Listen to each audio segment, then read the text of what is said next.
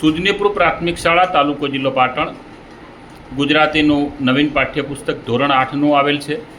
તેની પ્રથમ કવિતા છે આ તો ઈસતણો આવાસ, જેનું વ્યક્તિગત ગાન થયું, જીલ ગાન થયું, અને હવે આપણે માણી રહ્યા છીએ કાવ્યનું સમૂહ ગાન આ તો ઈસતણો આવાસ.